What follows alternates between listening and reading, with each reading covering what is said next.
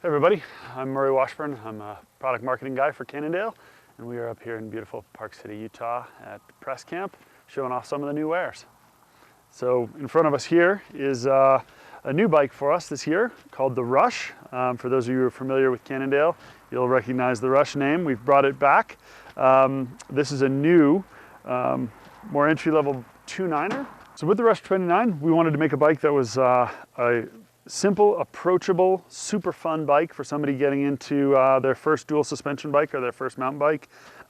We wanted to deliver a package that was really agile, really playful, really fun, confidence inspiring. So obviously the 29-inch wheels help with that in a great amount. We took the frame design from our long-lived RZ120 and expanded it out and reworked the geometry and reworked the suspension action all around the 2.9er. So what we ended up with was a bike that was just really straightforward, simple to set up, immediately comfortable when you throw a leg over it, but really nimble, agile, and fun, and can be used all across the mountain. So 100 millimeters of travel front and rear, very, very quick and agile climber, and a ton of fun on the descents. Leans in, hooks up nicely through the turns, and generally just will help somebody fall that much more in love with mountain biking. So this particular model is the Rush 291. Comes in this neon spring colorway, and it also comes in a black with our Berserker green and white accents, and it retails for around 2,100 bucks. So I think it's a pretty excellent deal. Full Shimano drivetrain, 1.5 steer, which makes a big difference on the bigger wheeled bikes like the 2.9ers. Really helps improve that steering precision.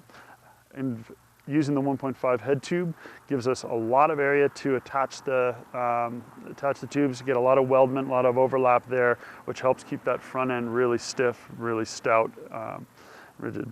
The rear suspension, we use our staged travel, where it's got a nice, supple first part of the stroke, then it goes into a very linear, predictable, nice pedally center straight, and then ramps up at the end so that you have a nice kind of bottomless feel when you're really plowing into the big stuff. So that's the Rush 291. So this is our badass XC dual suspension bike slash all-around trail ripper called the Scalpel 2.9. This particular version is our top of the line, which is known as Black Ink. Black Ink is something that we actually started last year with our road lineup as a way to kind of set our top of the line bikes apart visually from the rest of the line, give them a really understated, confident black on black color scheme. And then just went bananas with a cost is no object parts spec, full XTR, NV wheels with Chris King hubs, Kashima float CTD, our lefty carbon XLR, which is unbelievably light, unbelievably stiff and precise steering fork.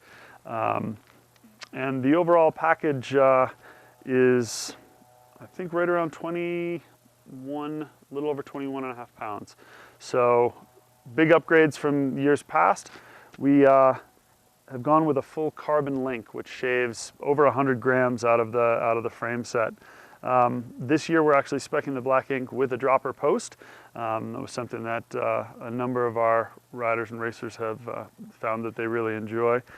And then the new hologram SI SL2 crank, with the additional machining out and around. This crank is easily convertible to any chainring combination that you want by just simply taking the spider off and attaching a new spider. So it's compatible with XX1, it's compatible with 2x, any 2x setup that you want to run.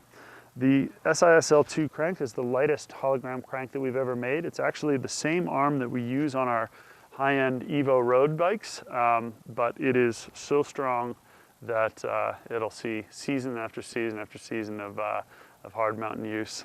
It's pretty impressive for a crank that's that light. So 100 millimeters of travel, front and rear. Overall, incredibly balanced bike, and just as the name implies, razor sharp handling in all circumstances. So it's a bike that's being campaigned right now by the Show Air Cannondale team. Most of those guys are riding it for most of the races. And the CFR team, Cannondale Factory Racing over in Europe, is using it on longer and rougher courses. So completely capable and comfortable at home on a World Cup race circuit, but also a really fun all-around fast trail bike.